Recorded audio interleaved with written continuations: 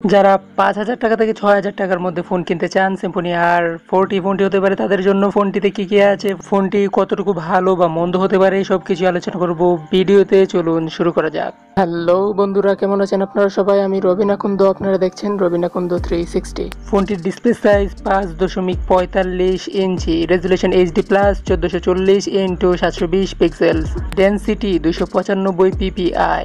OMG, আমি সত্যি অবাক। আমি যতটুকু জানি 10,000 থেকে 12,000 টাকা দামের ফোনে বড় জোর 270 PPI থাকে, সেই দিক থেকে 295 PPI সত্যিই অবাক করার মতো। ফোনটির ওজন 150 গ্রাম, ব্যাটারি 4000 mAh। এই বাজেটে ব্যাটারিও দারুণ দিয়েছে, কারণ 6,000 টাকার মধ্যে 4000 mAh এর ব্যাটারি পাওয়া সত্যিই মুশকিল। ব্যাক ক্যামেরা 8 মেগাপিক্সেল এবং ফ্রন্ট ক্যামেরা 5 মেগাপিক্সেল, আর সামনে পেছনে দুদিকেই ফ্ল্যাশ আছে। প্রসেসর 1.3 GHz এর quad core. Operating system Android পাই 9.0 গো এডিশন। র্যাম 1GB এবং রোম 8GB।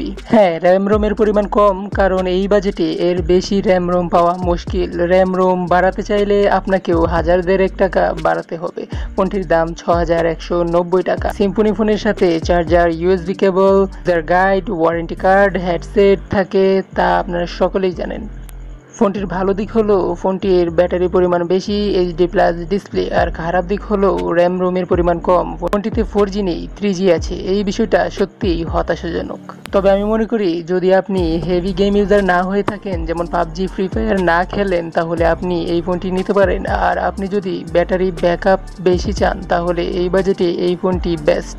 কারণ এই বাজেটে 4000 mAh এর ব্যাটারি আমার মনে হয় না পাবেন। ফেসবুক, ইউটিউব সহ ব্রাউজিংয়ের কাজ খুব সহজেই করতে পারবেন এই ফোন দিয়ে। আর যদি কিছু টাকা বাড়িয়ে 2GB 3GB র্যামের ফোন কিনতে চান, তাহলে আমার চ্যানেল থেকে ঘুরে আসতে পারেন।